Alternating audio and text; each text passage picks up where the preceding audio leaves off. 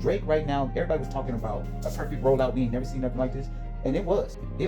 But this nigga walking out just in an Spider-Man outfit. Kendrick Lamar just watched Drake drop 3 albums in one night, light up Toronto's CN Tower like a movie villain, and use almost every track on ICEMAN to send shots right at him. The height jokes, streaming flexes, conscious rapper shade, Compton charity talk, and bot claims all felt aimed straight at K-Dot's neck. And still, Kendrick has said nothing. No post, no IG story, no midnight verse, nothing. But in hip-hop, silence can hit harder than a diss track. Last time Drake came in hot and Kendrick stayed quiet, the reply flipped the whole rap game.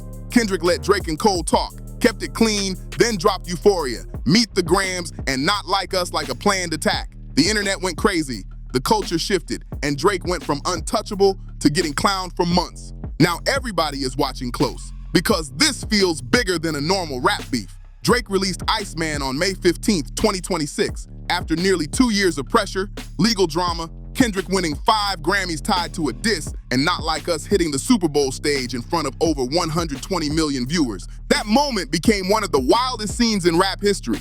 For 2 years, people talked like Drake's run was finished and the throne had already been taken. So when Drake stepped back out, fans thought, this is it! This is the comeback! But ICEMAN dropped, and Drake was still locked on Kendrick. Still throwing shots, still circling back, still sounding bothered, and that says a lot. If someone is still living in your bars after 2 years, the beef never really cooled off.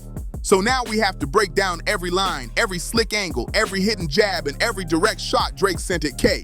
And even bigger than that, we gotta talk about what Kendrick's response actually looks like right now, because the response already happened. A lot of people just didn't catch it.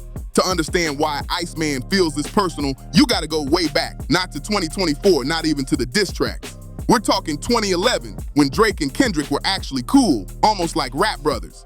Back then, Kendrick was the young guy from Compton, fresh off the XXL freshman list and still fighting for mainstream attention. Drake saw the talent early and brought him on to Take Care for Buried Alive interlude in 2011. And this wasn't some random feature either. Kendrick basically got a solo spotlight on one of Drake's biggest albums, which showed real respect at the time. Drake was already dominating charts and moving like a global superstar, while Kendrick was the hungry West Coast lyricist getting introduced to a bigger audience. For a few years, everything looked solid. No public drama, no weird tension, no sneak shots, just 2 elite rappers building their own lanes side by side. Then 2013 changed everything.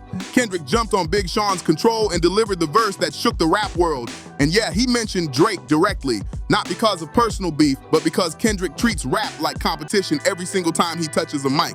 Kendrick later called it friendly competition, but Drake never fully seemed to see it that way. After Control dropped, the vibe shifted. The tension became subtle, but it was always there if you paid attention. Interviews still sounded respectful on the surface, but fans kept catching little lyrical shots and subliminal messages stacking up year after year. For years, Drake and Kendrick stayed in a quiet Cold War, no direct explosion, but the tension was always there. Then 2023 changed everything. Drake and J. Cole dropped First Person Shooter, where Cole called himself Drake and Kendrick the Big Three of rap. But Kendrick clearly didn't agree with that at all. In March 2024, Kendrick appeared on Future and Metro Boomin's Like That and dropped the line, "Forget the big three, it's just Big Me." That one bar shook hip-hop overnight. At first, people thought Kendrick was just being competitive, but it quickly became clear this was bigger than normal rap talk. Kendrick wasn't just trying to out-rap Drake, he was aiming straight at his place at the top of the game. Drake responded in April 2024 with push-ups, joking about Kendrick's height and taking direct shots at him. Then things got messier with tailor-made freestyle. The track used AI-style vocals inspired by Tupac and Snoop Dogg to mock Kendrick, and the backlash came fast. Tupac's estate reportedly criticized the move publicly, saying it crossed the line and disrespected Tupac's legacy. Soon after, Drake removed the song, but the battle was only getting started. On April 30th, 2024, Kendrick dropped Euphoria, a 6-minute attack with no hook and no break, just straight bars aimed at Drake's image and reputation. Kendrick questioned Drake's public persona, his industry position, and the long-running debates around authenticity tied to his background and identity as a global Toronto artist. Just days later, on May 3rd, 2024, Kendrick dropped 616 in LA, keeping the pressure on and controlling the pace of the entire battle. But Drake responded hard the very same day with Family Matters, an 11-minute diss packed with heavy accusations. He questioned Kendrick's personal life, brought up alleged domestic abuse claims, and even suggested Dave Free had a connection to one of Kendrick's children. Drake clearly tried to hit Kendrick from every angle possible, and for a moment, it looked like he had completely shifted the battle. But everything changed again almost instantly. Around 20 minutes later, Kendrick dropped Meet the Grams, and people realized this wasn't a normal rap feud anymore. The response felt calculated and already prepared ahead of time.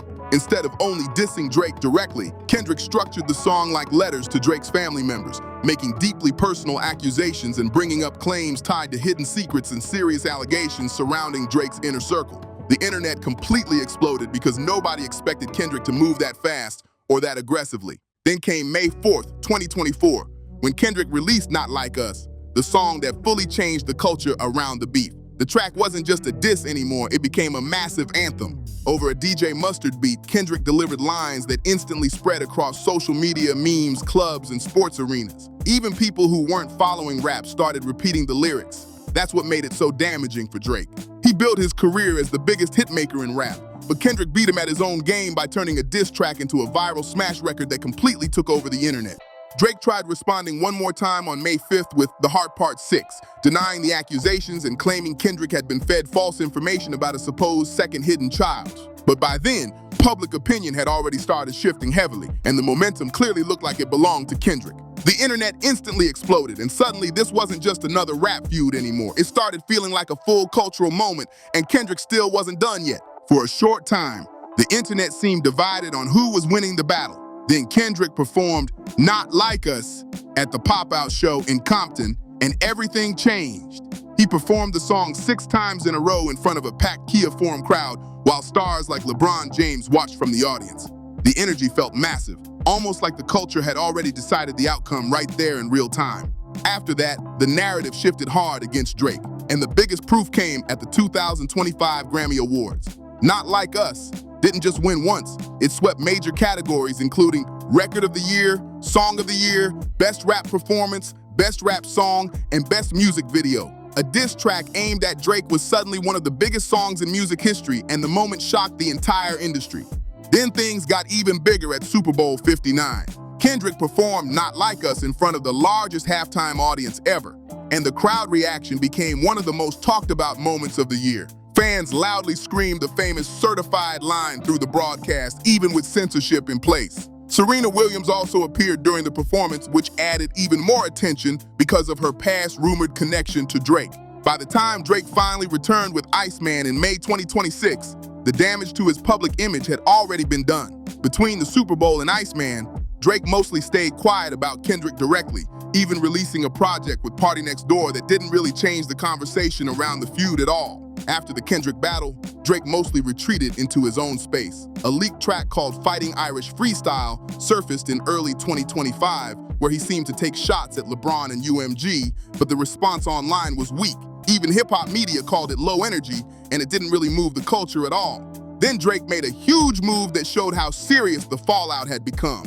In January 2025, he filed a defamation lawsuit against Universal Music Group, his own label, over how they promoted Not Like Us. Drake argued the company pushed false accusations against him and helped turn the track into a massive public attack. He also claimed the situation was tied to business pressure and contract negotiations behind the scenes. But the lawsuit was dismissed later that year, even though Drake continued appealing the decision. So heading into 2026, Drake had one clear mission left: remind everyone why he dominated rap for over a decade. That's what ICEMAN was supposed to do. The rollout was huge. Drake launched a multi-part live stream series, previewed lyrics, referenced bot accusations connected to Kendrick's streaming numbers, and teased bars fans instantly connected to K. Dot. Then came the surprise. Drake announced he was dropping not one album, but 3 projects at the same time: ICEMAN, Maid of Honor, and Habibti. The hype exploded online. Drake even lit up Toronto's CN Tower like a giant celebration before release night. Leaks also started spreading early, including 1 a.m. in Albany, where Drake fired shots at Kendrick's height, while also mentioning LeBron and Dr. Dre. By the time ICEMAN officially dropped, fans realized the Kendrick disses were spread across multiple songs instead of one direct response, making people dig through every line to catch the full message Drake was sending. On ICEMAN, Drake keeps throwing subtle and direct shots at Kendrick across multiple tracks. On Make Them Pay, he raps, 100 million streams vanished, pushing the same idea from his UMG lawsuit that Kendrick's numbers around Not Like Us may have been artificially boosted. Drake is clearly trying to create doubt around Kendrick's massive success and whether all of it happened naturally. He follows that up with, "Now they got a new GOAT and we gotta test the position," which directly connects back to Kendrick's Big Me moment from Like That. Drake's message is simple. Kendrick can claim the throne, but he still has to prove he deserves it. Then on Dust, Drake gets more dismissive, basically acting like Kendrick's music has no replay value outside of diss tracks. He questions Kendrick's hits and tries to frame him as somebody who only pops up during rap battles instead of consistently dominating playlists. A lot of fans saw that line as ironic considering Drake had just lost huge public momentum to one of Kendrick's biggest songs ever. The hype jokes also came back again. On 1 a.m. in Albany, Drake compares Kendrick to Muggsy Bogues, the shortest player in NBA history, joking that he's surprised Kendrick can still dunk. It's the same angle Drake used during push-ups in 2024, proving he never fully let it go. But the most layered shots came when Drake attacked Kendrick's image as a conscious rapper. During the live stream rollout, Drake previewed lyrics claiming Kendrick's audience listens out of guilt and accusing him of turning charity work and Compton appearances into performances instead of genuine connection. Drake was basically challenging Kendrick's authenticity and cultural authority, which is a risky angle because Drake himself has faced years of criticism and debate about authenticity, identity, and his own connection to black culture throughout his career. The internet quickly pointed out the contradiction in Drake criticizing Kendrick's authenticity while Drake himself has faced years of debates about his own cultural identity and image. Fans immediately pushed back online, saying Drake wasn't really in the strongest position to question somebody else's connection to the culture. Drake also tried flipping Kendrick's imagery against him. On 1 a.m. in Albany, he raps, "The owl never sees the cage," referencing the owl symbolism Kendrick used in Not Like Us visuals to portray Drake as trapped and defeated. Drake's goal was to make the owl seem powerful and untouchable again, but for many people, it just reminded them of Kendrick's original message instead. Another major line came on Bees on the Table, where Drake says, "I'm fighting the man, not suing a rapper." That was Drake defending his lawsuit against UMG and trying to frame himself as battling the music industry system instead of only Kendrick. Critics had called the lawsuit a weak move compared to responding fully through music, so Drake clearly wanted to shift that narrative. He also took subtle shots at Kendrick's West Coast dominance. On Too Hard for the Radio, Drake rapped over a West Coast style beat while suggesting Oakland still supports him, almost challenging the idea that Kendrick fully controls that region culturally. Then he targeted Mustard directly, claiming the producer hadn't had major hits since working around Drake's era. At that point, fans started asking the biggest question of all, after 43 tracks and non-stop shots at Kendrick, did any of it actually work? A lot of listeners agree Drake is rapping better on ICEMAN than he has in years. The delivery sounds sharper, the energy feels focused, and there's real urgency behind the bars. But this battle stopped being only about rap skill a long time ago. It became about perception and narrative, and right now, that still heavily favors Kendrick. Drake returned after 2 years with 43 songs, yet so much of the project still circles back to Kendrick. He keeps revisiting the diss battle, the streaming accusations, the lawsuit, the owl symbolism, the West Coast movement, and Kendrick's public image as a conscious rapper. That's why people keep saying the beef never really left Drake's mind. In rap, when someone clearly feels like they won, they usually move on. When they keep reopening the story, fans start wondering how much the loss still bothers them. Meanwhile, Kendrick has stayed completely silent. No posts, no interviews, no direct response to ICEMAN at all. Before the album even released, Kendrick's Not Like Us and Luther videos briefly disappeared from YouTube, which instantly sent the internet into conspiracy mode. Then fake rumors spread online about Kendrick dropping a response project called Fireman, and people believed it immediately because the anticipation is already that huge. That's the real power Kendrick has right now.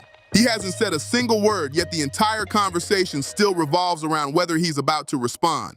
Fans, media, and even Drake's side seem to be waiting for something that hasn't happened. And that's what many people are missing. Kendrick's response may not come in the way Drake actually wants or expects at all. At this point, a lot of people feel Kendrick already won the battle so completely that dropping another diss track could actually weaken the impact of what he already achieved. After the beef, Kendrick won 5 Grammys, performed at the Super Bowl, released, and went on a massive world tour. He didn't even need to keep mentioning Drake directly anymore because the message had already landed through his success, influence, and cultural momentum. That's what makes this situation so difficult for Drake. Iceman only fully works the way Drake wants if Kendrick responds and restarts the battle. But if Kendrick stays silent, Drake is basically throwing shots at someone who already walked away from the ring. Instead of reopening the feud, Kendrick's silence makes it feel like he already closed the chapter and moved on while Drake is still stuck replaying it. The numbers also add to that perception. Not Like Us became one of the biggest rap songs on streaming platforms. GNX debuted at #1, and Kendrick's tour sold out arenas worldwide. The culture stopped debating whether Kendrick won and started treating it like an accepted fact. So when Drake returned with Iceman, fans expected the focus to shift back onto him and his comeback era. Instead, almost every conversation still ended up circling back to Kendrick and the damage from the original feud. That doesn't erase Drake's legacy at all. His run from Take Care through Views is still viewed as one of the strongest eras in modern rap history, and parts of Iceman reminded people how sharp he can still sound. But some of the angles he used against Kendrick, like the height jokes, streaming accusations, and authenticity critiques, didn't fully land for many listeners, especially because Drake himself has faced years of debates around identity and cultural authenticity too. The real issue isn't Drake's rapping ability. A lot of people actually think he sounds sharper on Iceman than he has in years. The problem is that most of his angles still depend on reopening a battle the culture already treated like finished. Because of that, the album sometimes feels less like a takeover and more like replaying old wounds. Even the owl imagery works against him. Kendrick already turned the owl into a symbol connected to Drake's defeat during the beef, so every time Drake references it now, it keeps Kendrick's narrative alive instead of replacing it. And that's the bigger point people keep making. Kendrick already answered many of Drake's criticisms without dropping another diss track. The Grammys answered the "Nobody remembers your raps" line. The Super Bowl answered whether Kendrick's music could dominate globally. GNX proved Kendrick could move forward creatively without relying on Drake, and the sold-out world tour showed the demand never disappeared. That's why many fans feel Drake can't fully change the public perception just through more bars alone. The outcomes already became part of the story. If Kendrick responds directly now, it could actually help Drake by pulling the feud back into his current rollout and giving Iceman even more attention. It would also force Kendrick to somehow top Not Like Us, Euphoria, and Meet the Grams all over again, which is an incredibly difficult standard to beat. That's the pressure built into this whole situation. Kendrick already set the bar so high during the original battle that anything less now could look like a step backwards. But if he stays silent, Drake is left dealing with something even worse. The possibility that his biggest comeback rollout in years created less cultural impact than Kendrick simply not responding at all. The Fake Fireman rumor says everything. A made-up Kendrick project that never even existed still generated huge attention online, while parts of Iceman struggled to dominate the conversation the way people expected. And honestly, Kendrick's response may already be happening, just not through another diss track.